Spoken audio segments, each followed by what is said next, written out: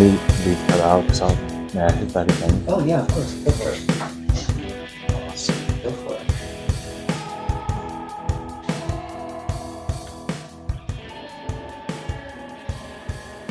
I'm digging your infinity band.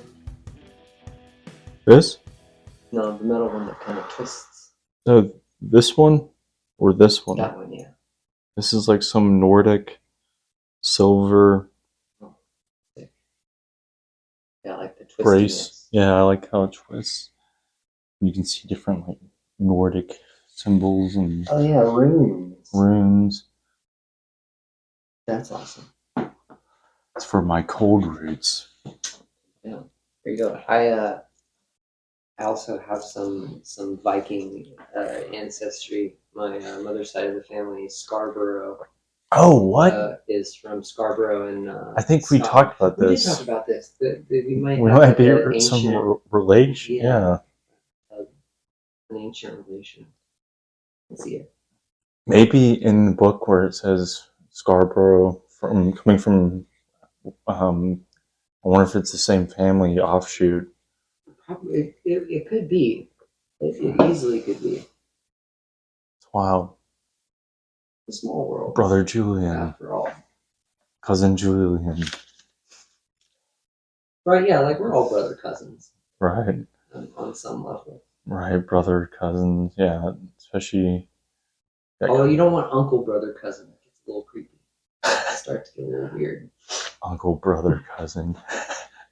Like, do you want to watch the Righteous Gemstones? Yeah, dude. Uncle Baby Billy. Oh yeah, dude, that show is hilarious. When the devil guy's in the parking lot, he's like, "Oh." Fantastic Dude, show. I was laughing so hard. I'm a big John Goodman fan. Same here. I need to watch. I never finished it. I gotta finish watching it. Pretty solid. They did a good job wrapping it up. That's good. Awesome. Well, let's get started here. Let's do it. Since you're back and everything. Glad to be back. Glad to have you back. All right. Hey everyone, welcome to Nashville Artist. I'm Jordan, and today Julien Foster is here. Hello. Welcome back. Welcome back as well. Thank you. Into the moment. Yeah, exactly. Here we are again. Sharing it with you. I dig it. It's great. Okay, so we talked about this last time, but where are you from? I'm from a variety of places, I would say. My dad is from Texas, so I have family there. My mom is from South Carolina, so I also have family there. I was born in Tennessee, and have spent a significant portion of my life here. But my parents divorced when I was really little, and then my mom remarried a Frenchman. And so we moved to France when I was 5, and spent a good amount of my schooling there up until high school. So yeah, a little bit of all over. But I still also spent a good amount of time here in Nashville with my dad. I know. Both places kind of. And we lived in Rouen in France, which is in the northern part of France, in Normandy, kind of near the D-Day beaches. Yeah, no, that's awesome. Wow. So you're fluent in French, right? Pretty much, yeah. We moved, and then I was immediately in first grade. And I think your brain is so pliable at that age. You're like learning all kinds of shit all the time that picking up like a second language wasn't really that crazy. I think it took about 6 months for me to be comfortable speaking in a classroom and like interacting with like schoolmates and stuff. Oh yeah. I've heard about the children of like diplomats or people who have like business jobs where they travel a whole bunch like to different places throughout the world. And in that kind of like age where you're learning different languages, and they'll like pick up like 3 or 4 different languages just from like having lived in different places when they were young. Especially if you keep it up and like keep reading or right. Do you keep it up?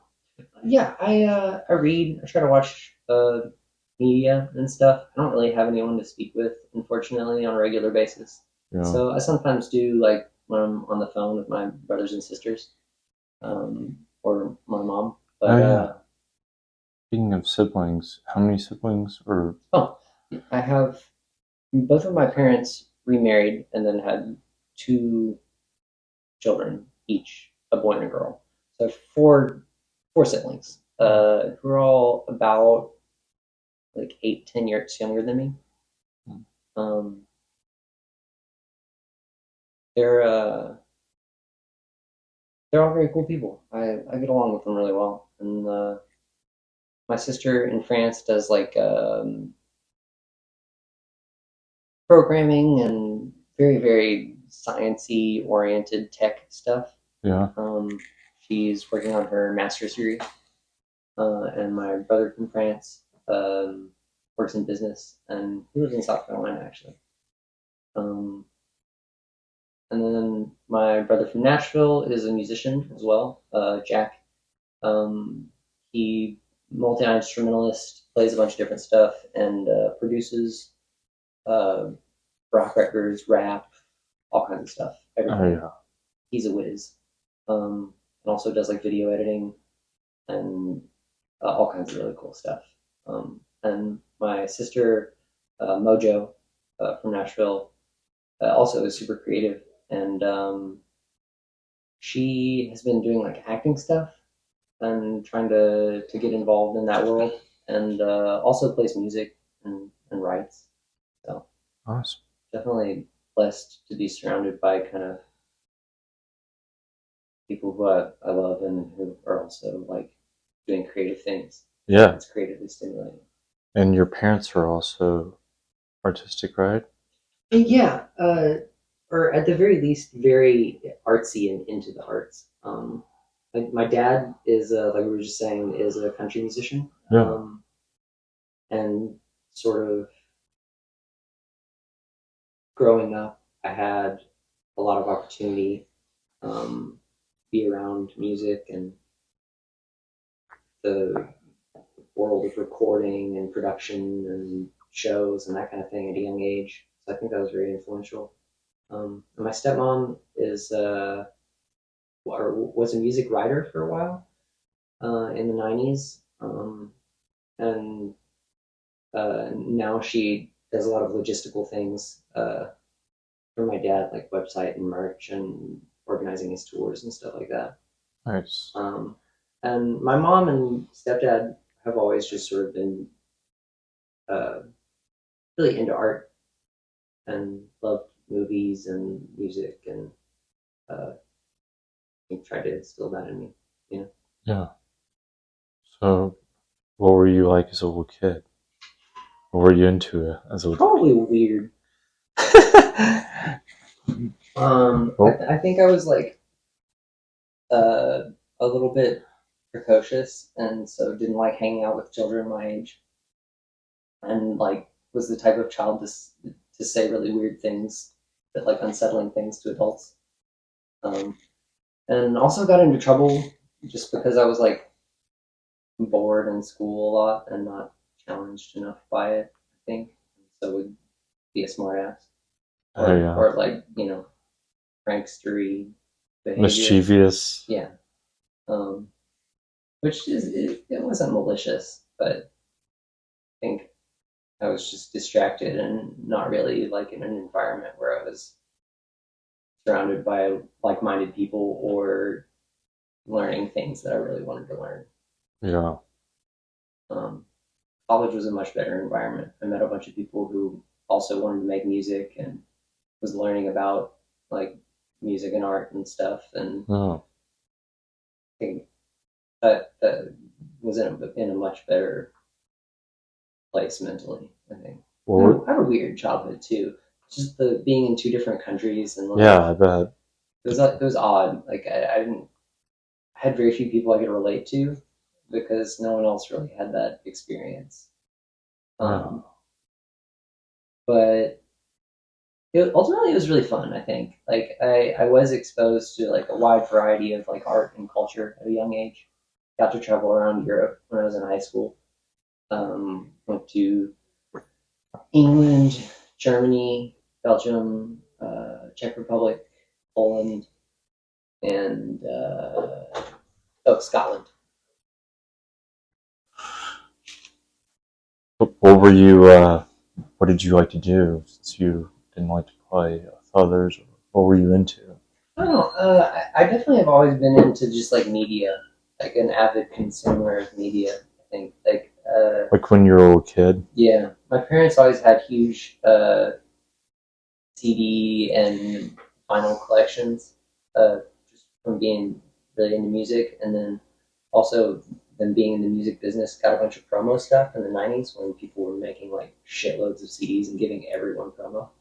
So I even like would discover weird things that they weren't even into that I would just like find a cool looking CD and it would be like Ween or uh, weird electronic music like Massive Attack. Oh yeah, dude.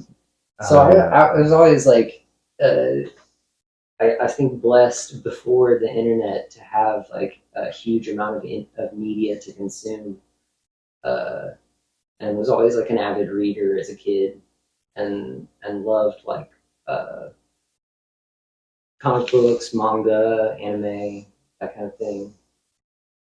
So basically, just a super nerd, I understand. super nerd. That's awesome. You knew how to entertain yourself. Yeah, I've been on pretty good at that for a while. It's a good skill.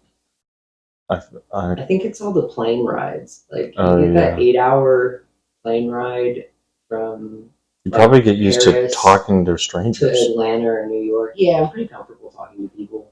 I'm introverted, so I don't really like talking to people I don't know that much. And going out is sometimes a struggle, but it I definitely don't have any issues being conversational. Yeah. I've just always been surrounded by like, oh, someone's trying to talk to you. We should have some shit to say right now. Nice. Cool. So when you were younger, were you into music or what first got you into Oh yeah, I've been into music like as long as I could remember. I think well like playing instruments? um I started taking piano lessons when I was in elementary school. Forget exactly what grade. Um, After a couple years of piano lessons, I didn't really like my piano teacher, so I quit that and joined the marching band in our local town, and learned to play the trumpet. Uh, and that was really fun. Probably I did that until I was 12 or 13, and I got braces. And you can't play the trumpet with braces on. It destroys your lips and is painful. And so I had braces for a really long time. I had braces for like 5 years Wow. plus. And so unfortunately, by the end of that, I had like lost any ability to play the trumpet. Um, but in the interim, I picked up the guitar and I've played guitar ever since.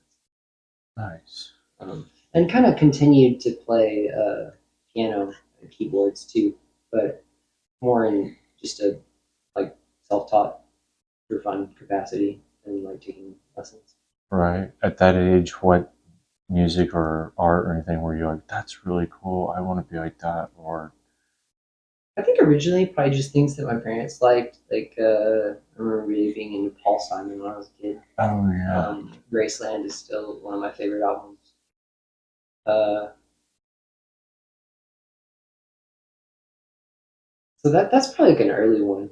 Um, as far as music that I kind of like discovered and wasn't something that like necessarily that my parents had showed me, Yeah. I'd say Nirvana was a big one. Oh. Like on the cusp of teenagerdom, you know. Uh, got into Nirvana and like Green Day shortly thereafter, and kind of a variety of just more recent rock music that my parents didn't really listen to. Um, I think that was probably influential on me learning to play at least because that would be about when I was learning to play guitar and really getting into it. Um, so I would have been learning like Green Day songs and like, the White Stripes and stuff like that. When you said school or interim, is that like a semester class where you take guitar or something? Yeah, Like, did you play in a band or anything in school, in high school? no, just like one-on-one lessons with like a local guitar player guy who taught kids. Nice. Um, and honestly, that was pretty beneficial. He did a good job at presenting it as just find what you want to learn and like figure it out. And that was a very good sort of task oriented approach. Like just pick a song and like I would bring it in and he'd be like, all right, well let's break it down. Like what's going on here? You could maybe like look up the chords online. And but like beyond that, I think just teaching you to listen to something and replicate what you're trying to listen to. Um, which I think has been really beneficial. I mostly play by ear. Um, I I have learned and kind of understand theory, but it it's easier to just listen and then try to do stuff. Nice. But yeah, I think that learning that kind of translated into jamming and enjoying like improvisational music and wanting an element of improvisation in the way I play. Kind of. When did you start playing guitar, like outside of music and jamming with others? High school. I was in a boarding school for 3 out of my high school years, and they had a music room and a couple other kids that played instruments. So that was my first experience, kind of playing with a real drummer and uh, jamming with people, I guess. But really, college went to a music school, and that was like a good experience being surrounded by just like a lot of people who were learning and had a bunch of different styles of playing. Like it taught me a lot about music, and then like that I kind of needed to figure out what I wanted to specifically learn or do, and like as someone who had kind of broad tastes, uh, it kind of took me a while to figure out what I wanted to write and what I wanted to play. And that wasn't until college when you like started Yeah. figuring out jamming with others and figuring Yeah, out I think what. just being around a lot of different people and being exposed to way more music than I had ever heard of before, even coming from like a musical background. Like my parents had a very like boomer Gen X music taste Oh and exposed me to a lot of like rock, pop, um, type stuff. But that was when I really got into like experimental music and electronic music and things that don't appeal to boomers and extras for the most part. Um, and kind of just I don't know, yeah, weird stuff. Like you're in college and people are dropping acid and smoking a lot of weed and listening to like noise music and shit. And the guy in the dorm next to you is like, "Dude, check this out." And right. it's some crazy shit you've never heard of. Exposure from so much. I think that experience of being like surrounded by so many different things, and like that was like the boom of the availability of things online. Like my first year of college was 2009, and so that's when there were things like Groove Shark starting to pop up, where just most music you could just, especially popular music, you could just search and listen to their whole discography for free, and that was like a mind blowing experience. Or go to YouTube. There's so much shit to explore. And then you're like, I can like almost overwhelmingly so. Like, but I think that was definitely when I loved like my love for like musical rabbit holes and like learning about like different subgenres and musical cultures and shit developed because you're just sitting there and you're exposed to all this different music and you're like, well, I'm gonna Google this and like, who are these people? Why do they sound so weird? What instruments are they even playing? What noise music would you say, or like, are you thinking of? Noise music. I mean, At the more accessible end, probably like Tobacco and Black Moth Super Rainbow. That's probably like what first got me into like some more experimental type stuff. And like Warp Records type electronic music, like Aphex Twin, Boards of Canada, Oh yeah. DJ Shadow. Oh yeah, DJ dude. When I was young, I think this was probably 2009, maybe 2008. My ringback tone was a DJ Shadow song. It's like, Dude, "Are you ready for the?" hell yeah. Yeah, Oh yeah. was, So all of the drum programming on that is amazing. yeah. Side note, that whole introducing album was produced on a super old MPC, and so I think it's something like you could only save like 16 bars into a project or something like that. So it's something insanely small. So all those songs were made like in different little snippets that he had to like then like place together. Wow. It really like it blows my mind. You really have to About chunk it up. what a tedious process it would have been, and that shit sounds so fluid. Like it sounds like drumming. Right. It does. But it's like you forget it's sampling. It's pretty wild. But I mean, he's also incredibly like good at like actually performing and Sure. playing samples and shit too. So I think a lot of Oh, that, yeah. that's what adds like feel to it. You know? Definitely. That's like how you can listen to Aphex Twin, and even though it might feel really staticky or whatever, it's still like you can tell a human behind it. Yeah, I think that's what makes it interesting. Like I feel like Like one of Trick's point ever. yeah. It's like now we're listening to a waterfall. Love that. And it's like twinkling sound, and then like yeah. The use of like ambience like that is super. Yeah. My like first like kind of experience with that, when I was younger I was really into Enya.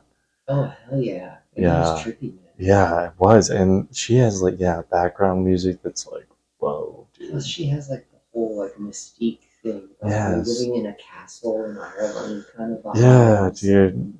Cool Yeah. gal, for Like sure. yeah, that music used to like take me away as a kid. That was another one that parents had like a weird CD of that like wasn't necessarily something that they listened to, Yeah. but I like discovered. It's like whoa. Yeah, dude. That And and Bjork also. Oh I yeah, had a Bjork Bjork. CD and that really blew my mind. I think it was Post, the one with like the pink Japanese looking lotus flowers and stuff on it. I think I know what you're talking It's about. very Yeah. futuristic looking. Man. Yeah, I remember going on LimeWire and downloading As one does. Enya records Dude, or Enya CDs. that's I thought about that in a minute. Yeah, like 18 years ago, It's 19 odd. years ago. It's odd that how everything is available to us now. You know. Yeah. There's still some things that are kind of tricky though. And I like the use of I think some of the things that she sings are kind of like in like a vocalese, like not really in a language. Some of it is in I think it's Gaelic Oh yeah, or like makes sense. a dialect. I think she's from Ireland. But some of it is like the syllables of that, kind of like with Sigur Rós, where like it's like syllables of Icelandic, but not really any actual words. Oh yeah, yeah, that's true. Cause I like stuff like that. you can't even pick up like It's very mystical. what word it is. It just It's sounds like like the wind or something. yeah, it's just like emotional singing stuff. Yeah, Very vibey. I feel like whenever I listen to Sigur Rós, I can't remember the song, but I just feel like when a whale jumps out of the water, or like Dude, yes. it blowing water out of its thing. They Just definitely have like it's legit. Arctic nature vibes. Yes, very Arctic nature. I feel like I'm like seeing the Northern Lights or something. That's accurate, I'd say. Yeah. Okay, cool. So why would you say your music is really into music and art? Well, I guess I made the weird decision to like go to school or go to college to learn about music and art. which in hindsight probably wasn't the best like long-term like survival choice. But at that point, I was just like, well, I feel very invested in this, and I've learned so much about it, and I feel passionate about it.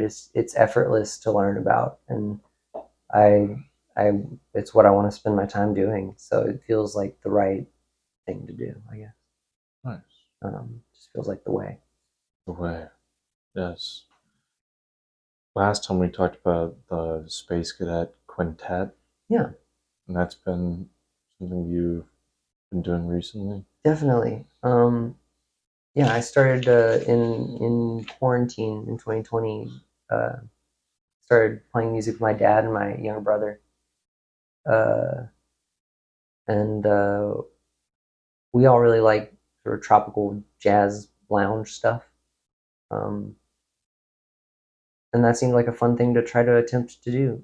My younger brother plays trumpet and kind of has some jazz chops. Jack. Yeah, Jack, and we have a variety of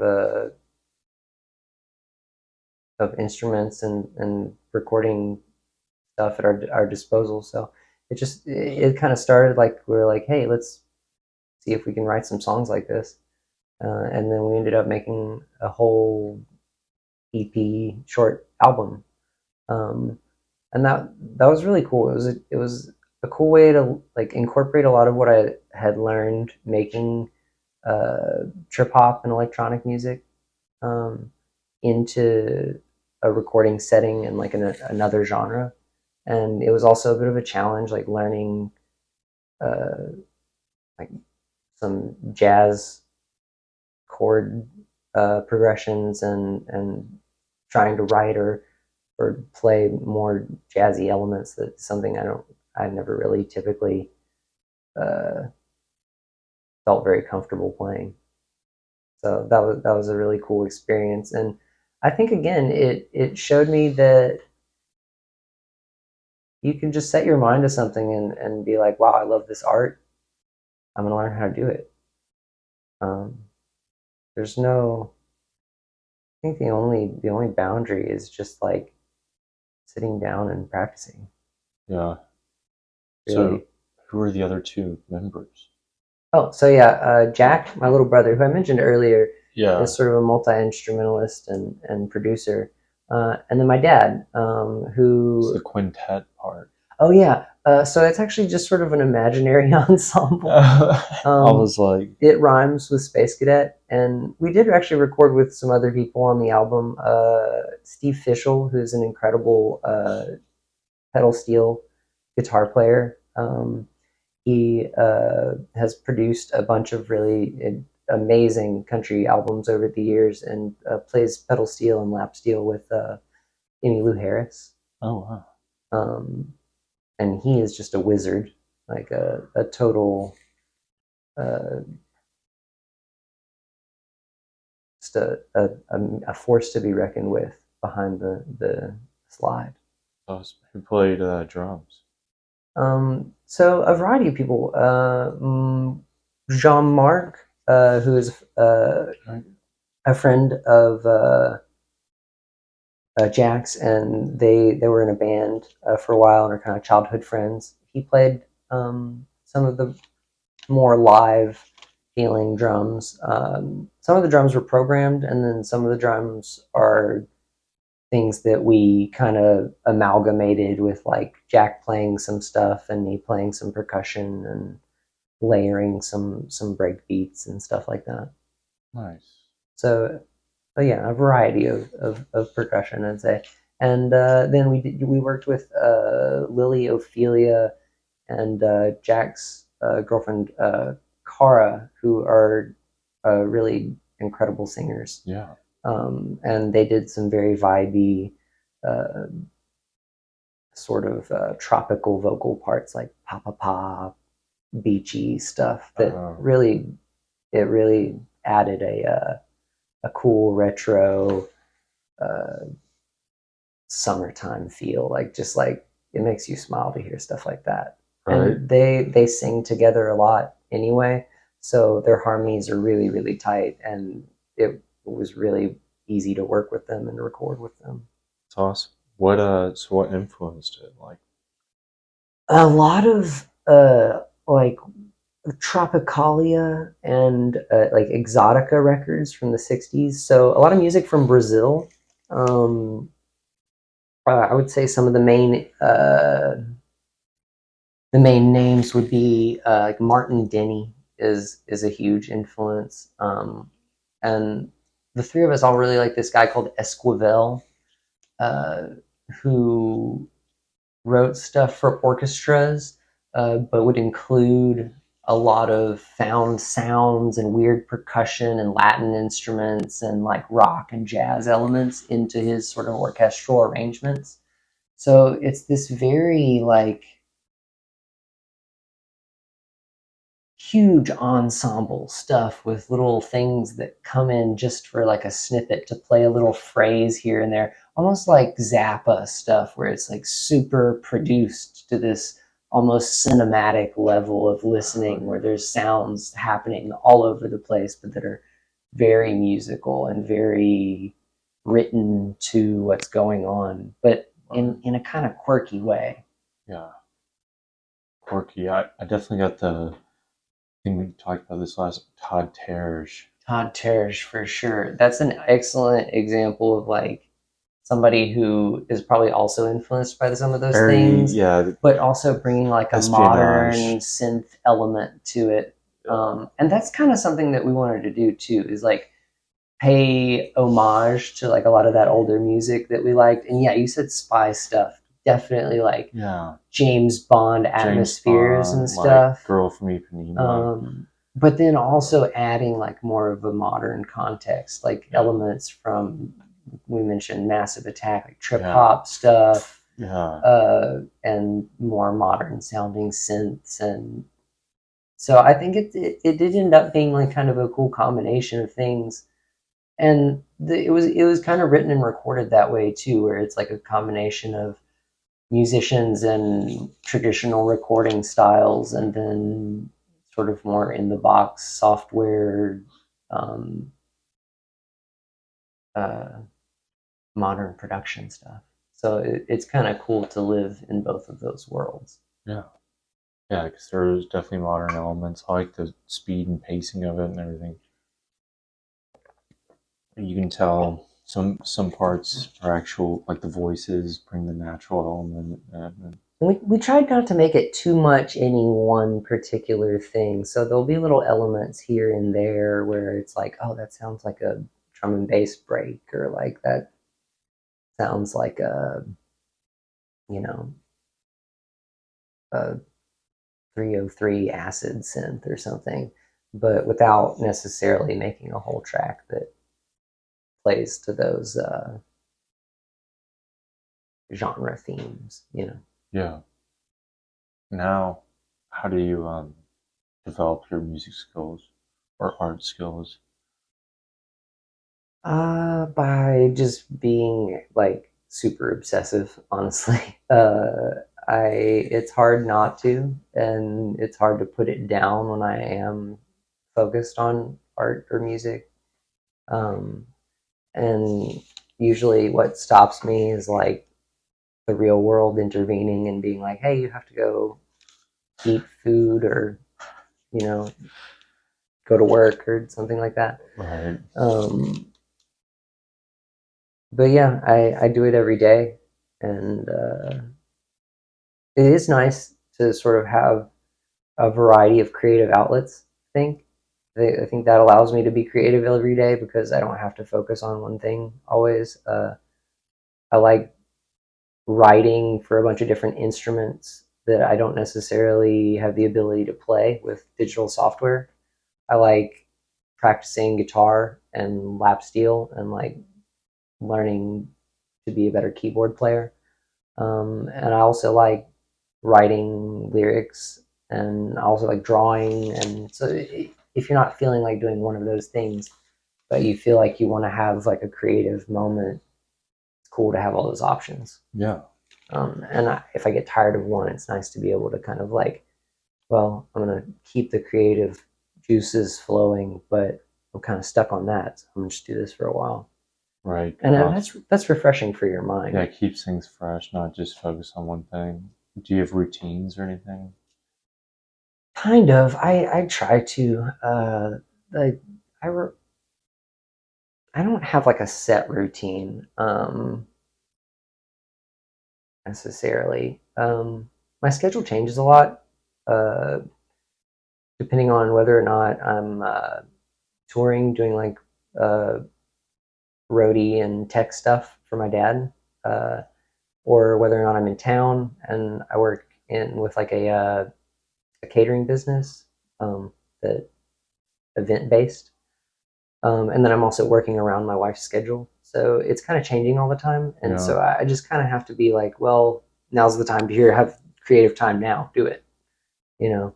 And that kind of can not always be when you expect it, and it kind of prevents me from having like a set routine, I guess. Yeah. But I definitely try to do at least something creative for like an hour or two every day. Nice. When you play with your dad, how often, or when you go on the road with your dad, how often is that? Do you do that? It depends. It's more often in the spring and summer, just because lots of concerts and stuff. And then he typically focuses on writing and other creative projects in the winter. So that's a little bit more stagnant. Where do y'all usually travel to? Mostly in Texas. Oh, yeah. Mostly in Texas. He does a lot of acoustic shows by himself, where he'll travel kind of all over the states, and has even played like in I think Norway and Ireland and a variety of places overseas. But most of the shows where he needs like extra hands on deck or like there's bigger production with a full band is in Texas.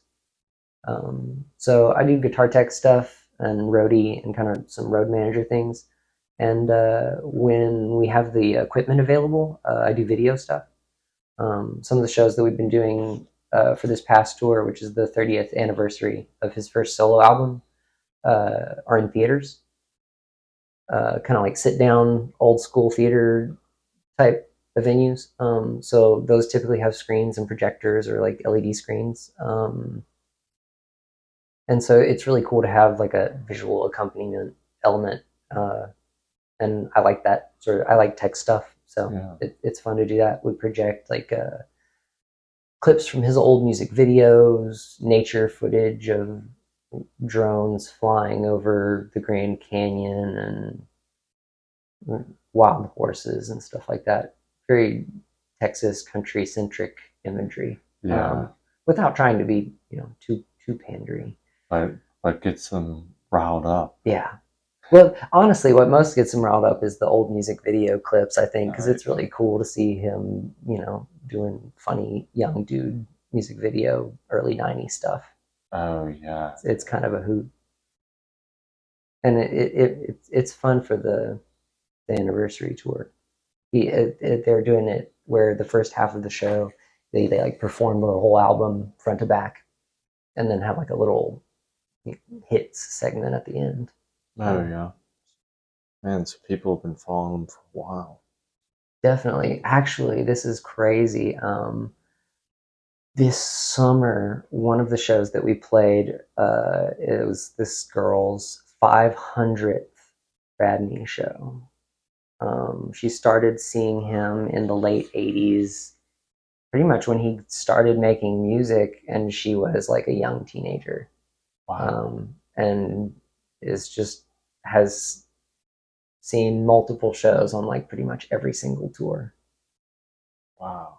So that was a crazy moment. It's almost like you don't usually hear about stuff like that outside of like the Grateful Dead or like people who are like, yeah, I've seen Fish 1,500 times. Right. Yeah, it's true. That's awesome. I love Fish. I'm not really hating on them. Oh yeah. That's awesome that someone's like, this is my 500th show. It was wild. It's like, wow, you're keeping track. We haven't been. That's really what blew my mind is after a certain point, like there's some artists that I've gotten a little obsessed with over the years and have gone to see multiple shows. Probably the most of which would be at least sets like Tipper. I've seen 17, 18, maybe 20 times or something like that. But that's also, I've been to like his festivals where he plays multiple different sets. But even then, it's like almost 20 and I'm losing count. So I'm like, how are the 500 and you counted? Right. The good math skills. The like little mark on their little tally board. Right. I want to see the tally board. I was kind of like, dang, fascinating. It's cool though. It's I crazy. haven't even been to, I don't know.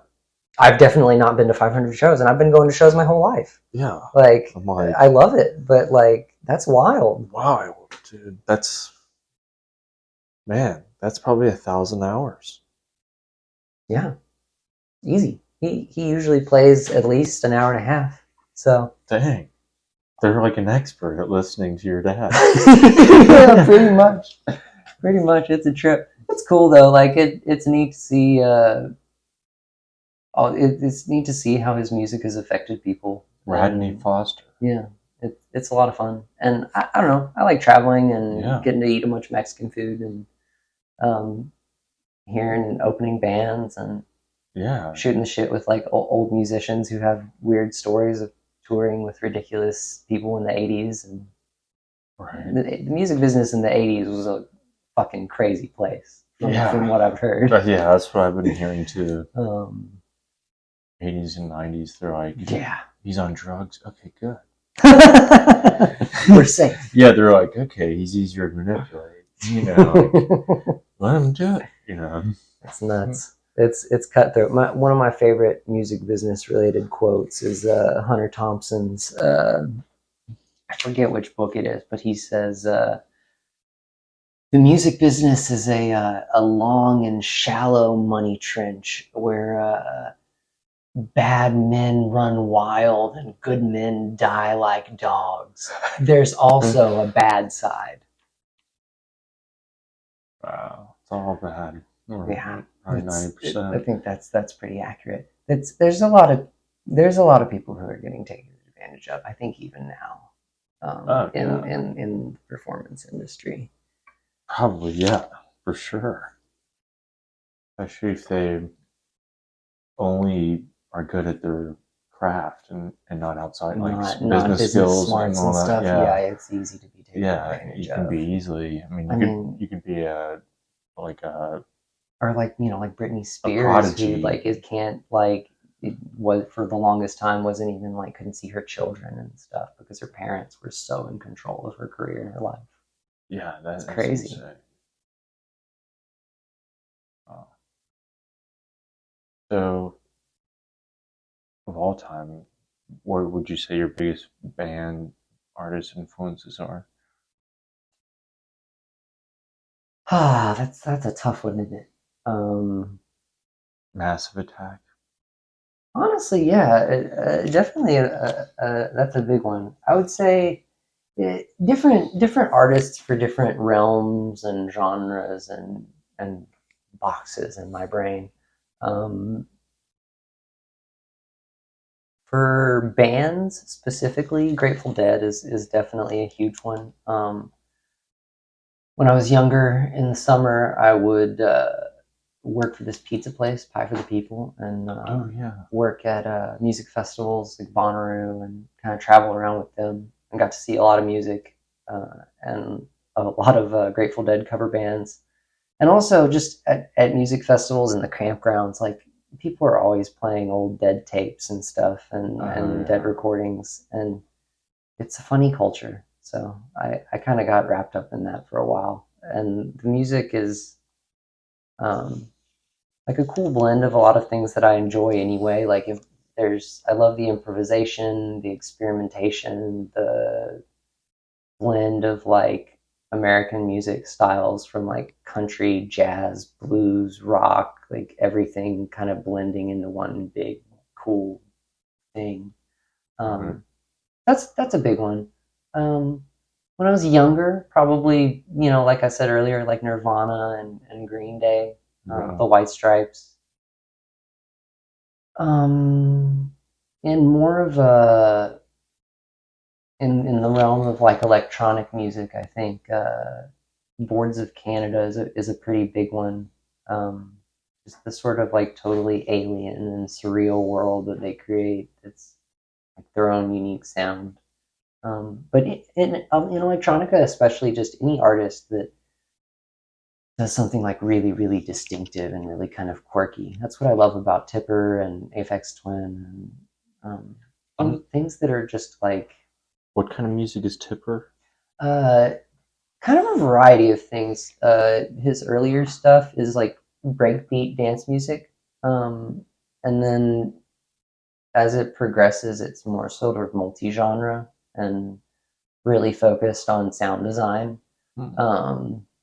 He has just sort of a super unique knack for making things that are like sound really, really weird in like a brain tickling kind of way. Interesting.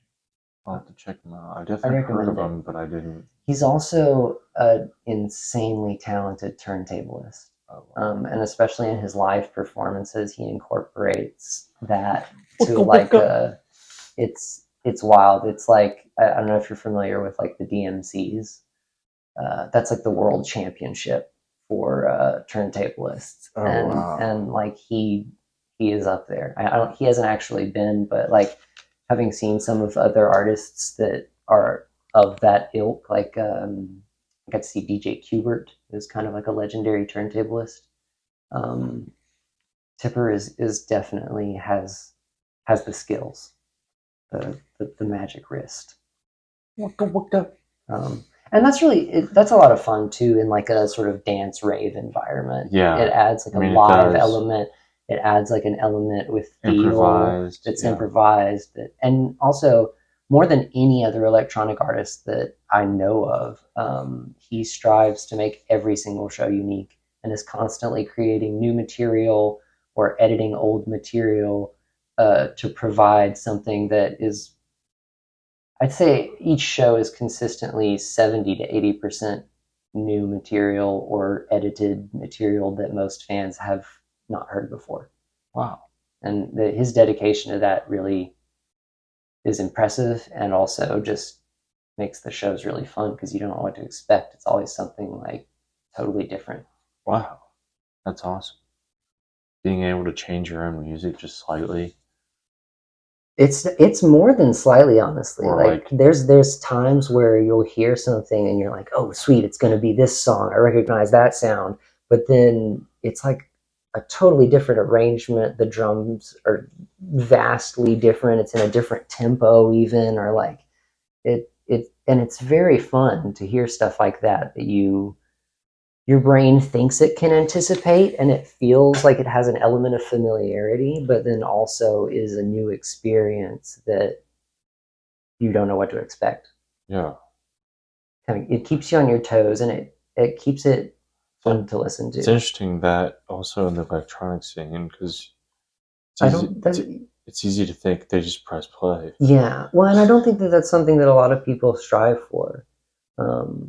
I think you can do that actually easier as a DJ, because you can have like a vast catalog of things that you could at any moment, if you're good, say we're at this tempo in this key, I've got 30 different vibes that I could line up next seamlessly. So, depending on, you can read the crowd, you can react to what people are enjoying, and that's a cool kind of improvisational element. But it's really hard to have that level of improvisation and still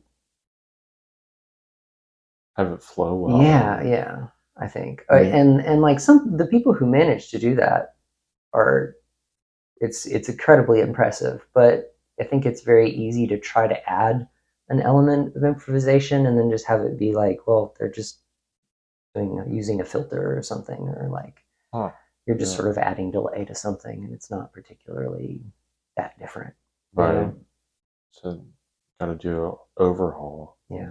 But I like that anything that sort of adds that element, especially in a world that tends to be repetitious, or where you would just play the track, that people were trying to add novelty and add improvisation and stuff like that. Yeah, or just playing the hits, you know. Yeah. I think that really speaks to it too. Like, it's cool that there are artists that are becoming successful without having to play the same songs over and over and over again.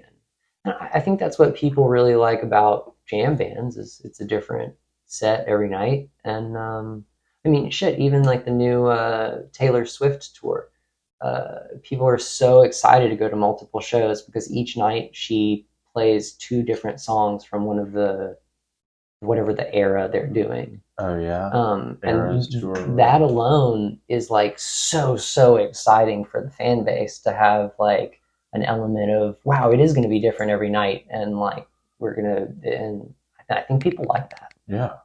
I was joking. The band probably likes it too. I was joking. A lot of my wife's coworkers are really big into Taylor Swift, and so they're really excited about the tour and the her doing the Taylor's versions of her CDs and stuff.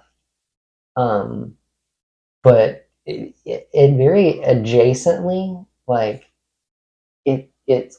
I hope it turns into like a jam band type scenario because there are like crowds of people who are following her around, who are like trading friendship bracelets and having like near religious experiences screaming Taylor Swift lyrics. There's literally people, like a phenomenon of people who are like blacking out and being so overwhelmed by the experience of being there that they don't remember it. And they're like having a lot, like they come to the show early and like tailgate and stuff. And I'm like, man, somebody needs to go and like just she should just never stop touring and just become Taylor Swift the jam band. Yeah. What does Taylor's version mean?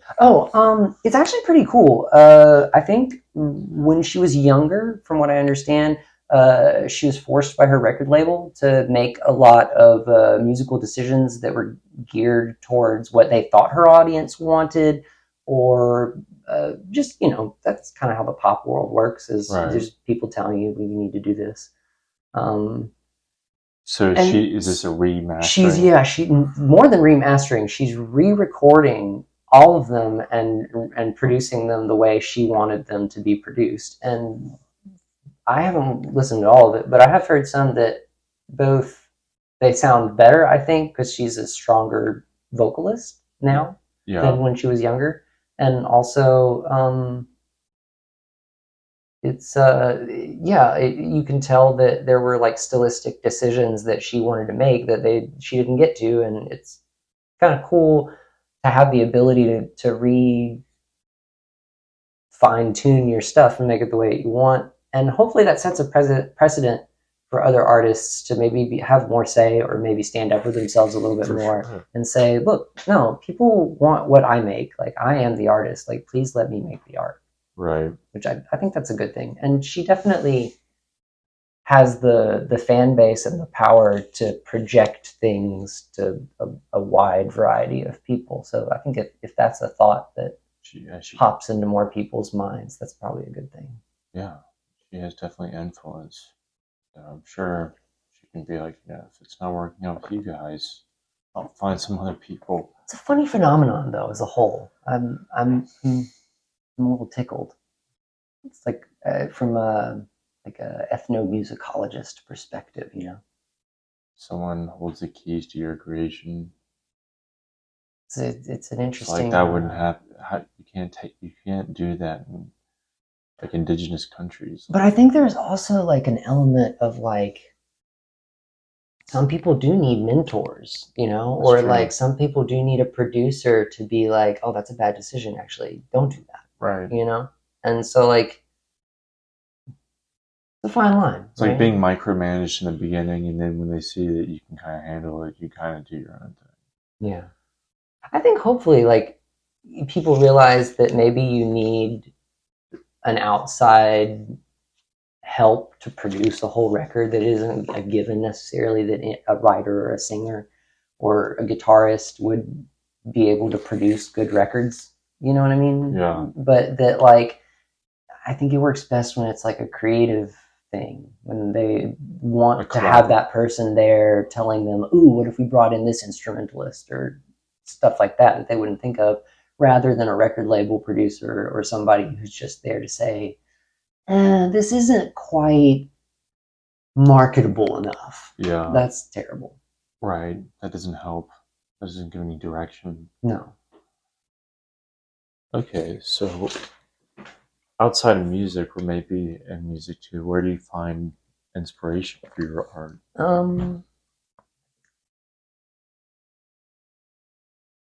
A variety of things. I'd say just the other types of media that I'm consuming. I think there's definitely an element of I don't think there's like specific things that I'm trying to include, but more so that like just through being a fan of visual art and reading and comics and movies and stuff, that all of that sort of trickles into my brain and gets jumbled around, and then ideas that are like recombinations of those things pop up, and you're like, oh yeah, cool.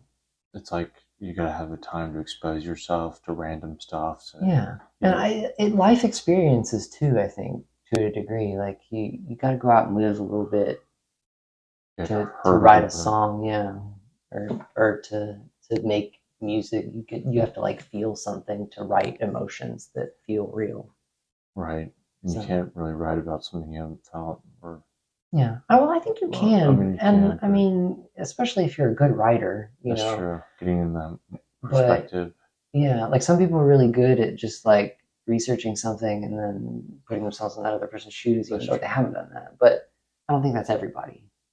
Yeah. And I think it helps for most people to have had some sort of experience with it, or even if the experience is like you're super passionate about that subject. You've read a bunch of books about it and you've watched all these documentaries and you know the people who are involved in whatever it is, you know.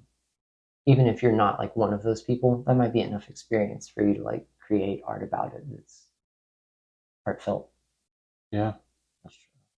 But direct experience, maybe not you're the creator or the like instigator, but like I think it does help to have that like direct contact or like knowledge base.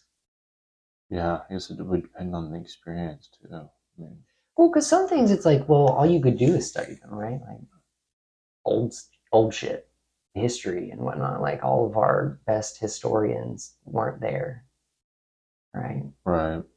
But I don't know. There's definitely something to be said by like the people who are actually who were there. I think that's why we value like firsthand accounts in history, and why it's fun to watch documentaries where like even if it was just like the janitor who was standing there while they were doing something, he's like, and I remember the day that they did this, and it was they made Freebird, and he was like, holy shit, that's fucking cool, right? I made that up. I don't know if that's real or not. It could be. It sounded accurate. There's the music has been so mythologized that there's so many moments like that, like the movie Walk Hard almost. Like, it's so typified as like there's like these like beats almost that you have to hit in your career. Yeah. When people introduce drugs to you, then this happens. Then someone's like, part of this shit, do we? It's like sign this contract, and exactly. Then it's like, right. So, but to a degree, that's just the way the world works. You know, I mean, that's why those are people before you had to experience that shit, and that's why you're gonna have to deal with it too, because it's like you can change you, but you can't really change the world that much. No, you can't change other people either. Yeah, you can only. Okay, how do I overcome this? Yeah, that's the question. Always. Okay, I remember last time you talked about your ancient music. Oh yeah, and the ancient videos or like little. I started. I think about a year ago. I was writing some new music for like an ambient concert performance, and I stumbled upon the idea of just like what are the most ancient pieces of music that we have that are written down, and I didn't know even where to begin. So like I used the internet, as one does, and found that like there's kind of a variety of different interpretations. The oldest piece of music that we have, we know it's music, but we lack the direct understanding of the codification and the notation that they used. So we can determine things like the tempo and key and some of the notes ish used, but it's hard to with certainty to say like what they meant it to be performed like. Right. And that is roughly like 3,000 years old, I think. But there's a little bit more recent pieces, like kind of sort of circa 2,000, 2,500 years ago, that are written down in ways that we can understand. Like there's this, it's I think a Greek tombstone or somewhere in sort of like the Mediterranean basin area. That is like one of the oldest pieces that we have most of it, and we do know how it would have been played and what instruments it would have been played on and that kind of And you thing. transcribed it. So yeah, I've tried to transcribe a few sort of like of the more notable pieces that were kind of like historical moments, uh, and or honestly, some of it I very happily found that there was already like just normal notation or MIDI data for, and that made life a lot easier than having to like figure out old codexes. Luckily, but so yeah, so I wanted to take stuff like that and kind of in make versions that felt more like things that are modern and would be created now. And so have used a lot of uh, synth software, most notably like some modular stuff, and um, the sort of the beauty of apps and music software is that they tend to cost like a fraction of the price of the large synth equivalents. So without breaking the pocketbook, you can get into some very complicated gear, which is fun. And so it was sort of an experience of taking these things that feel very cutting edge and very like new modern tools, and trying to adapt something that was incredibly old to them. Um, and just sort of learned a lot about like really ancient music along the way, which was really fun. Um, and I imagine, was it like written for one instrument? Or it kind of depends. do they have ensembles? The Greek piece that I mentioned, which I think was like a funeral piece, would have been for a vocalist, a percussionist, and a stringed instrument. Okay. I think their stringed instruments are sort of like a 3 or 4 stringed, kind of like a proto lute type thing. And I think the percussion more than likely would have been like a large stretched drum. Oh yeah. Like the medieval big tambourine type things. I don't know what those are called. I don't know either, but I know what you're talking about. Yeah, it's kind of like a giant tambourine without the metal bits. Wow. Oh yeah. Um, but yeah, so that's been kind of a fun project, and I also, while recording that stuff and like learning the music, tried to write things that felt inspired by that. Um, or also synthesizers tend to kind of have a mind of their own sometimes, and you kind of set up like a science experiment almost, where you set up the initial conditions and then just kind of see where it goes. And so there were some where the initial conditions involved programming the music and then giving it elements of chance and giving the computer sort of decision making power to do things with the elements of randomness.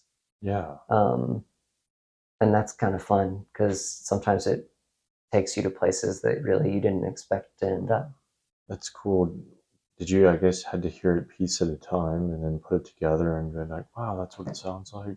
Yeah, it really You didn't know how, like, even though it was written, you hadn't heard it anywhere else. yeah, there were definitely moments like that where you kind of you Put the just puzzle together. you give sort of frameworks for the settings to be within certain parameters, or you say like, okay, I want it to start doing this, but then add a certain element of like things change X percentage over time.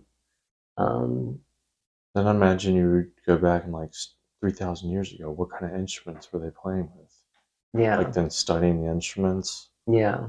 I did try to do some stuff with, obviously a lot of those old instruments we don't really have anymore, but there were some where I tried to sort of include the synthesizer equivalent of some of those things. So like if something was plucked, I would start with like a harp sound, or something that like a um, just that would have a similar sort of dynamic and Timbre. yeah, and then from there adding uh, effects or a variety of having it kind of interact and interplay with other things and exist in the same reverbs as other synthesizers that are also playing that part.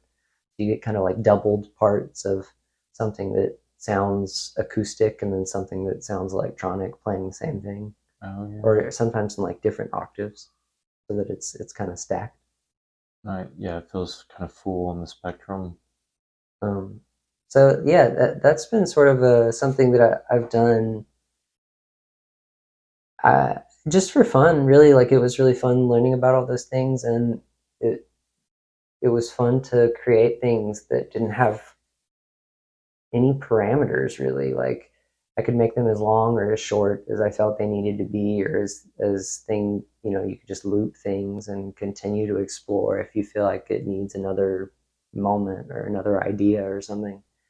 And so as it went along, I feel like it's become like a collection of little, like almost like study notes of learning about these old things, and then little moments in time of me just kind of having like a zen writing recording moment without like the intention of making it something that I had to perform later, or Yeah. or make it, you know, up to a certain standard or anything. It was just like I'm Project. just in the moment making sounds that I wanted to hear. Um, and it's been really nice that it as it's I'm pretty much finished mastering the album, and I just keep enjoying listening to it. It's nice to put on. What's it going to be under? Probably the Space Cadet. I've released a couple other ambient albums, so I think it feels somewhat akin to that. And there's elements of like trippy sound design that kind of resonate with that project. Um, but yeah, the album is going to be called Forgotten Melodies, Wow. um, and I'm shooting to put that out probably in November, probably for 11/11.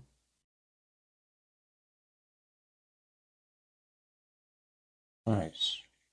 What would you say your strengths and weaknesses as an artist are?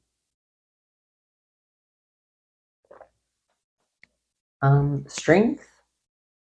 Let's start with strengths because it's more fun. Um, I feel like I rarely run out of ideas, which is kind of a blessing. Or just in most creative situations, I'm not.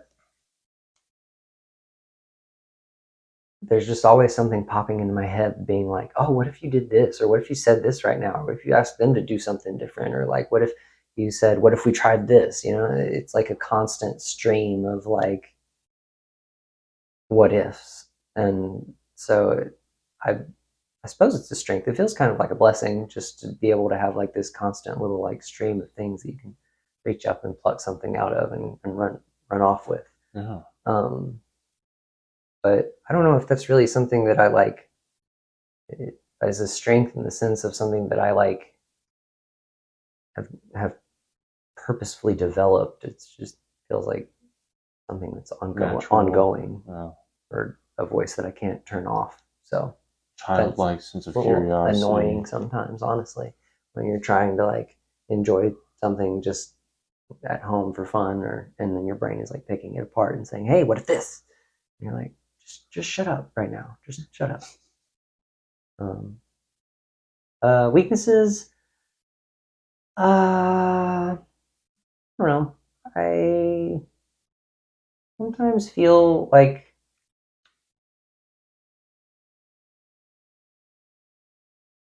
I'm kind of bad at reading people, or like also uh, kind of misinterpret people sometimes, and so from that kind of makes situations awkward, kind of unintentionally, I guess, or just because I misinterpreted something, or that feels like a not strength. I guess that would be It's kind of a struggle, I guess, more so than a artistic weakness. weakness. Artistic weakness.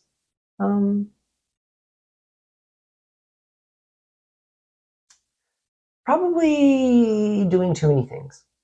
I sometimes feel like if I had just picked uh, one thing to do, that I would be much better at it than any of the like 5 things that I try to do on a regular basis. What would you say are the 5 things you do? Oh, that was random. It's probably more than 5. I like guitar, various forms of electronic, which is mainly kind of different if I'm making ambient or music with drums. It's much more technical and feels like writing. I'm doing music with drums, and it's much more like painting or like abstract when I'm doing ambient music. Right. Um, Yeah, it kind of times everything. yeah, visual art, which typically over the last few years has been digital, but recently I've been drawing again, and I used to draw a lot in art school. Um, just kind of for fun with the drawing. Uh, and well, lap steel, which is kind of different. I play slide guitar, so there's sort of an element of translation there that goes from one to the other. But it's definitely its own beast, and a lot of the old school country stuff and super Hawaiian sounding stuff is kind of tricky and not the way you would normally play a guitar. So Yeah. learning stuff like that's kind of fun and kind of its own world, Yeah. I guess. That's 5. Yeah. All different perspectives. And I don't know. There's honestly often smaller creative projects that kind of pop up that I'm like, oh, I've got to make this music video for something, or like some promo, or sometimes just writing whatever pops into your head just for the sake of like sitting down and writing stuff, and it feels cathartic. Yeah. But that's more of like a hobby or a fun thing to do. Not really like a writer. Kind of a lyricist, not really a writer. No worries. How would you best describe the type of artist you are? I don't know. Hopefully passionate. Um, Weird. Trying very hard to do my own thing. Um, and juggle my very weird and sort of disparate interests. I think most people are not into like noisy electronic music and Hank Williams. Um, so yeah, quirky. Quirky would be a good term. Quirky artist. Uh, Hopefully, slightly like mystical. Whimsical? Oh well, whimsical too, but mystical. Yeah. But yeah, a little of both. I think I like whimsy. I like things that are sort of floaty and ambiguous. Um, yeah. Nice. Okay. So you've been in Nashville now for how long? Since 2009. Oh, okay. So 17, like 14, 13, 14 years. And for college, 15. what, Belmont? I went to Belmont for a semester and then transferred to MTSU Okay. in Murfreesboro. Um, And what has kept you here?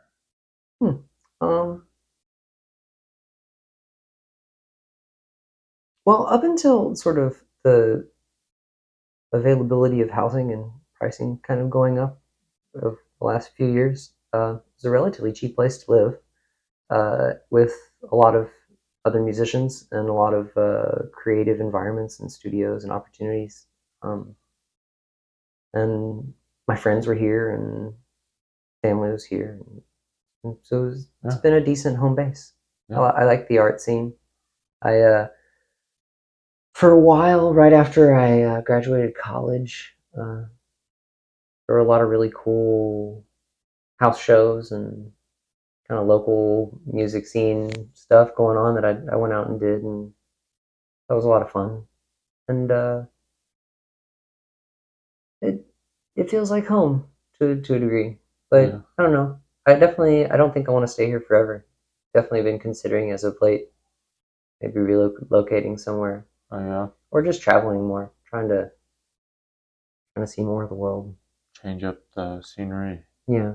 So it definitely after a while of being in the same place for a really long time, places change and the people who you used to hang out with kind of move away or do other things, and sometimes instead of reinventing yourself, it's more fun to go and see what else is going on in the world. Yeah. So we'll see. But I'm not been unhappy here. It's Yeah. definitely a cool place. What would you say you've learned living here? So much about music. So much about like different genres of music and how music is performed and how concerts are put on and organized and production and recording, and it's a wonderfully populated place that has like all these people who are super nerds who have like an encyclopedic knowledge of recording or old country records or Whatever they're into. crazy shreddy licks or whatever their little focus is. It's a town of people who have like very awesome interests, niche interests, and it's a cool place to be surrounded by people who want to share the stuff they're passionate with you, are in the artsy world. Yeah, and you see people go for it here. It's true. That honestly, people don't say, why would you do this? They say, why not? Yeah, I think that's an element, and to a degree, like there's an element of competitiveness as well. Not in like an aggressive kind of way, but just kind of a standard. They read the room. It's kind of like, okay, you go to New York City, yeah, and rent there is so absolutely expensive that most restaurant that you're going to go into is going to be good because they have to be really good to stay open. If they're not really good, people are going to go to one of the other really good restaurants and they won't be able to afford the rent. And Nashville is a little bit like that with music. If you're not at least like entertaining, no one's gonna, there's so much entertainment that you're not gonna be able to make it. And so everyone here holds themselves to more of a standard and puts on more of a show and is more exuberant. But also on the flip side, sometimes it does create crowds that are really reticent to dance. Yeah. A lot of the music industry, like, watch this, I won't have a good time. Yeah, no, I'm going to sit here with my beer and say, yeah, these guys are pretty good. Yeah. There's a lot of that.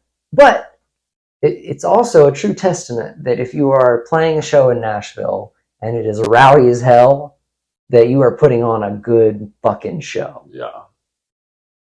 So. Yeah, and you kind of earn it. At that point. You do earn it. It really makes you. You gotta like. Learn your instrument. When I first moved here in 2009, it was such a life altering realization of like, I went from one of like 3 or 4 guitar players in my high school and I was probably the best. I was probably the most accomplished musician in my high school.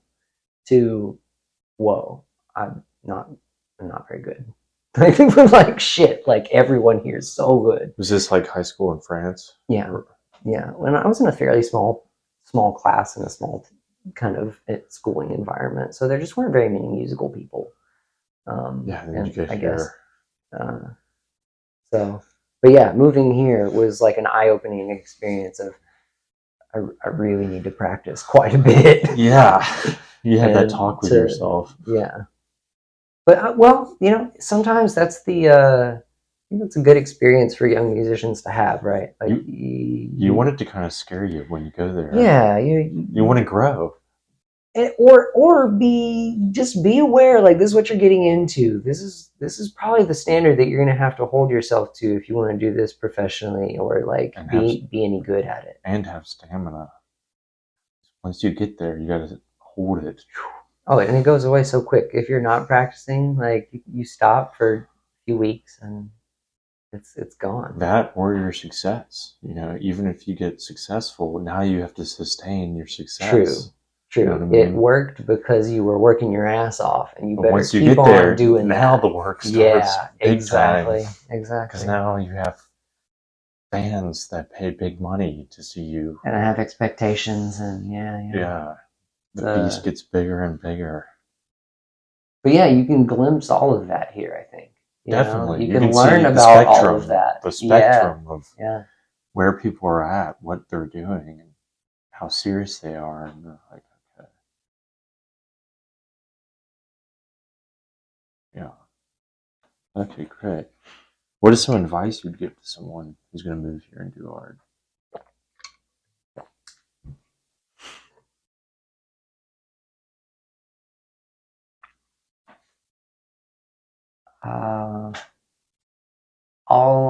This is some advice that a very nice producer who let me interview them for a class project gave me, Daryl Brown, who produces sort of like pop and country music and stuff. He said, if you want to like write songs like the people that you look up to, you need to learn about the music that they were listening to and the shit that they were influenced by, right? Like, very rarely do writers create something as unique and original and interesting as something that they look up to if that's one of the only things that you're experiencing, or say you're experiencing that and other things imitating that you have this sort of limited sense of where that music would have come from, and that it's always a worthwhile experience and can be very eye-opening to find out what those people were influenced by and what they were listening to when they were creating that stuff. That's probably not what you're listening to now. Right. And I think that's been an invaluable sort of piece of advice as a writer, or is like setting out to try to create certain styles or genres or play certain things with certain people. It definitely helps to insert yourself into the mind of that person and wonder, like, or even like, what would they have been reading, or what movie came out that year? Oh yeah, I love that. Yeah. I've been doing that method with this band called Ministry, reading the autobiography. We were talking about them last time. That's nuts. I've been going like extremely deep. It's so cool to see. I'm studying the Persian Gulf War right now. I'm sure it's not what you. I'm sure, like, yeah, their influences are not. Some of it's just not what you expected at all. I love that. I don't know. I think some of the best artists are, like, at least in their interests, multifaceted. Like, and there's something to be said for being like, wow, I really, really love modal jazz, and that's all I listen to, and I'm extremely proficient at it. But I don't know. I mean, listen to a little funk or something, man. Or like you only play in an orchestra Pepper in a where it's little- like has to be played this way, Yeah. and you never jam with people, you only play. Yeah. And which is a different skill set, It kind is. of, because execution and finesse and like tone are like, you have to have it down to a science, and it has to be replicable every single time, you Right. know.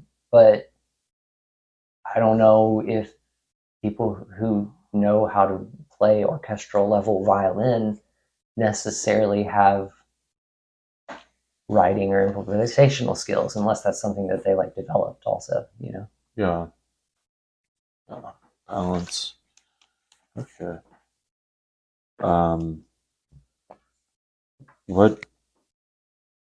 Where's your favorite place to play here in town? Favorite place to play. There's a couple venues. I've had fun playing Betty's. I don't know if you're familiar. Oh yeah, I've been to Betty's. Betty's is a sort of a bastion of letting weirdos do their stuff, Right. which I greatly appreciate. And it maintains the certain dive bariness that I think is appropriate for a venue like that. Yeah. So I like there. More recently, I really enjoyed playing at Vinyl Tap over here. Oh yeah, dude, I love Good Vinyl vibes. Tap. Very Really good vibes. Like, I love the idea of having a record store where you can have a beer. That's brilliant. And it's cool to be able to just see, like, it's like a vibey little place. Like, they've got something going. Played there, I think, last year for the first time, and kind of discovered that little block. Yeah, dude, it's a cool spot. It's a great little charming spot. Very charming. Yeah. Like, they got the quaint. little skate shop with the mini The skate children ramp. can play, and It made me want to bring my skateboard. I was like, damn, they got the mini ramp. That's like about as adventuresome as I'm ready to get. Yeah. But no, it good vibes over there. I would recommend seeing a show there. If anyone hasn't, that's a Vinyl cool Tap. spot. Get some records. And a variety of stuff too. They seem to. I've only seen a few shows. Oh yeah, but they do Record Store Day really well. Oh, I bet that would be fun. Dream Burger or Dream. Ooh. Yeah, Dream Burger Nash. Heck yeah. Smash Burgers. Those are really good. Okay. So looking back as an artist here from all your time, what are some of the biggest hurdles or obstacles you've had to overcome, and how did you? Biggest hurdles or obstacles? How did you overcome them? I think for a while I really struggled to care about holding myself to a certain standard of recording. And just kind of recorded stuff on my laptop or with weird little handheld mics and recorders, and purposely made things very lo-fi and DIY, and enjoyed that world. And while it's like an interesting aesthetic, I don't think you can kind of like survive as a musician and recording artist just doing that. Especially if you're trying to sort of live in multiple worlds.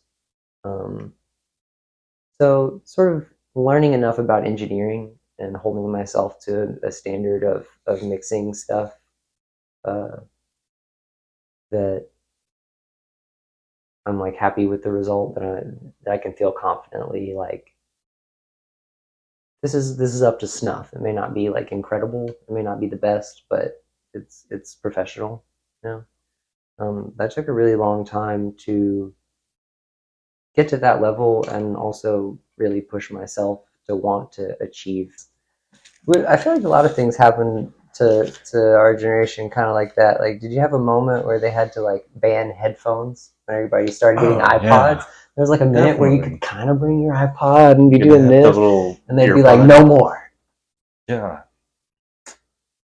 Yeah, and then they're like, no, people text. No texting. No texting in class. Yeah. And then at one point I heard from a teacher a couple of years ago that airdropping was really huge in the classroom. Oh You yeah, could send I'm a sure picture like to like many memes or people. see, Yeah, we exactly. never did that. Exactly. That was after our That's time. funny. That's some Zoomer shit. Exactly. You know, like they were like, yeah, airdropping was huge because they could drop it to like everyone in the classroom. wow. And then everyone would It's open probably it. making fun of the teacher. Exactly. Oh, So man, then they could that's share awesome. stuff. And I was like, Rowdy. oh, wow. That sounds real rowdy. Because I think in high school we had Yik Yak, which was like the platform where everyone was like basically anonymous. I don't remember that. I think I just had MySpace in high school. MySpace. Oh yeah. MySpace, dude. Yeah, those were the days. I don't remember any. I forgot all the bands and artists that got big on MySpace, and then their careers took off. A lot. Definitely like some of those like mid 2000s indie band stuff.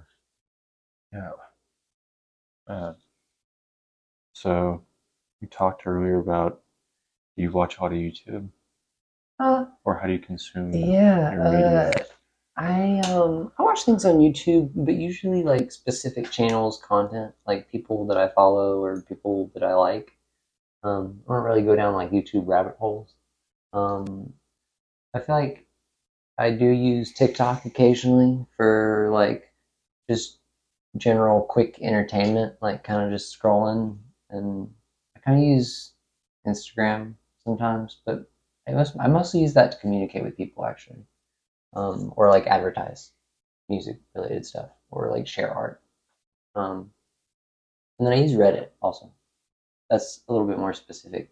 Like just follow certain subreddits that are like pertain to my niche interest. Have you been reading any books lately? Yeah, definitely. So we were just talking about the Alan Moore. Uh, so his newest book, Jerusalem, is super heady. It's kind of dense, honestly. I was like really slow at first, but I got the audiobook from the library, so now I'm like audiobooking and reading at the same time. And it really helped because a lot of it's set in England, and a lot of the locations and character names and words are kind of like English jargon, and also some of the stuff that happens further back in the past is like Old English-ish. Um, so it really helps with comprehension to hear a person with the proper accent and pronouncing it correctly and stuff. Um, but yeah, anyway, heady book. It kind of describes the neighborhood where Alan Moore is from, and you see it through the perspective of a bunch of different characters from throughout history.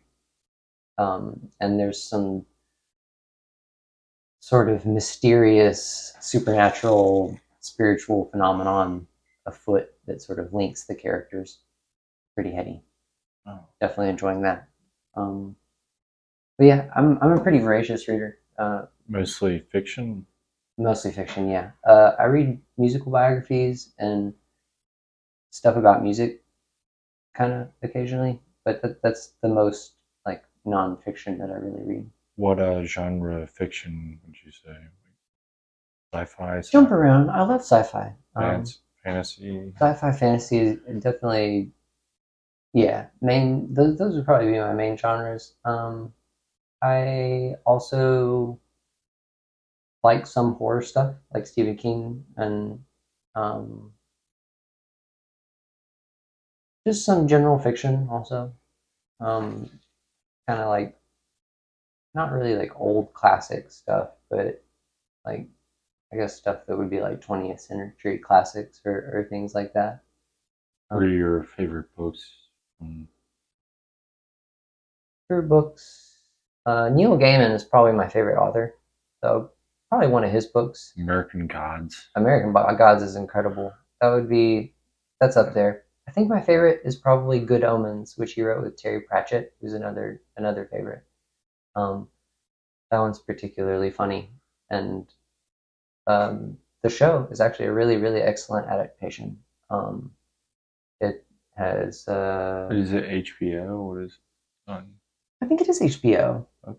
It stars David Tennant, who was Doctor Who at one point, and Michael Sheen, who's in a ton of stuff. I'm sure you'd recognize him. He's the evil Volturi vampire in the Twilight movies. But he's been acting for years. Anyway, yeah, I would say a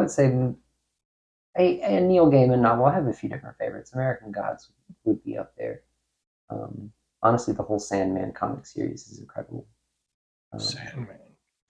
That's kind of how Neil got started got big in the 80s and early 90s. Was through that comic. Very cool. Sweet. Well, is there anything else you would like to add that I might not have asked you about? No, not particularly. Okay.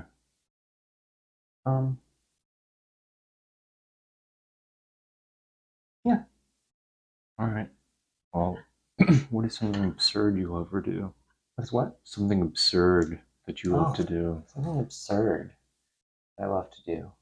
Or it could be a thing you love.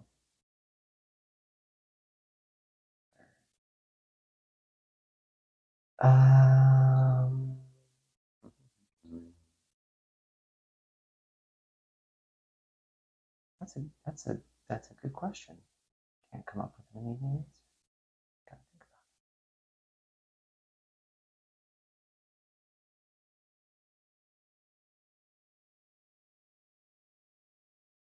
You said when you're a little kid, you would say absurd, like weird things to people. Oh yeah. Well, I don't know. I guess there's funny things that only are funny to me because I don't know. There's just sort of like weird things that wouldn't really make sense. Like, okay, so you know how you get stuff stuck in your head, like a song, or sometimes I get stuff stuck in my head that's just like a quote from a movie or something, or like a one, not even like a song, but just like a particular line from a song over and over. It's really kind of annoying. But like as like a defense mechanism towards that, I like have certain things that are like weird and like not really are completely out of context that often pop into my brain. They're like from just media that are like almost like a subconscious reaction to things, or like if somebody mentions something, it's like something pops into my brain. So I kind of have to like sing that part of that. Otherwise, it makes me really uncomfortable to have to suppress that. Sing that part of it? Well, or not just say it. Like, if I say U-Haul and then U-Haul trucks keep popping in your head, do you then drive? It's not that particularly. Usually, it's one word from a line in a movie or a song that then triggers me having to sing or act out a larger part of the scene from said media. And a lot of the times I do it in my head because I'm in a social situation where that would be weird. Sometimes I do it around my friends that I'm really comfortable with because they know that it's just like a stupid thing that I do. Yeah, that's quirky. I don't know if that's more like a neuroses or than a quirk, but it's not dangerous. So. Yeah, it works for you. It's pretty annoying to my wife probably, but yeah, she's tired of it. She's like, shut the fuck up. Like, don't sing it. I know what movie you're talking about. Oh yeah, she knows, and she knows what's are like big triggers too. So somebody will say something, and she'll look over at me and be like, "Are you gonna say it?" What is like an example? Any line in the movie Walk Hard. Most lines from the movie The Big Lebowski. Oh yeah. A lot of Grateful Dead lyrics. He's like, I'm a pacifist, not numb, of course. Numb. Donnie, you're out of your element. Yeah, dude. Oh, I love soap yeah, there's so many, a firearm during lead play. Quality quotes from that movie. Yeah. And then I don't know, just weird songs. Yeah.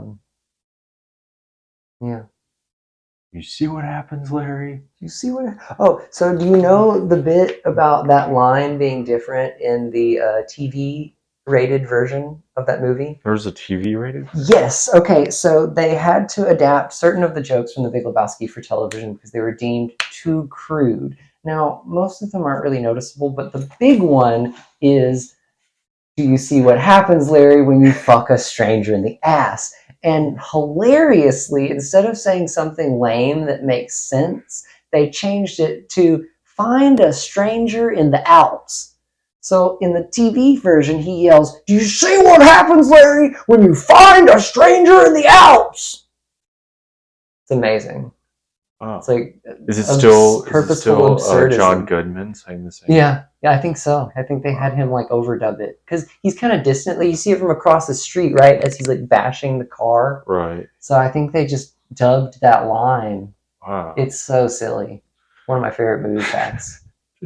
And then he's like, "Fuck you, man!" And then he grabs the crowbar and starts beating the shit out of the dude's car. And then it's the choice. That's not his car. Do you want to go to In-N-Out? They're like eating burgers and Those the are dude's some driving his good car. burgers, Walter. Yeah, dude. And dude's driving his car. They're just eating burgers, and the windshield's destroyed. Yeah. I fucking love that. Yeah. Cool. Well, Hard not to quote that movie. I know. Man. Must use restraint. Right. Go down a rabbit hole. That one. Same with. Have you ever seen Half Baked? Yeah. I discovered both of those at the same time. Pizzas. Yeah. 2 liters soda. And bunions. Yeah. Yeah. Love that one. All right. Well, thank you for coming over. Thanks for having me. Yeah. I'm glad this worked out. Yeah. We did it. Too. We did it. More power to us.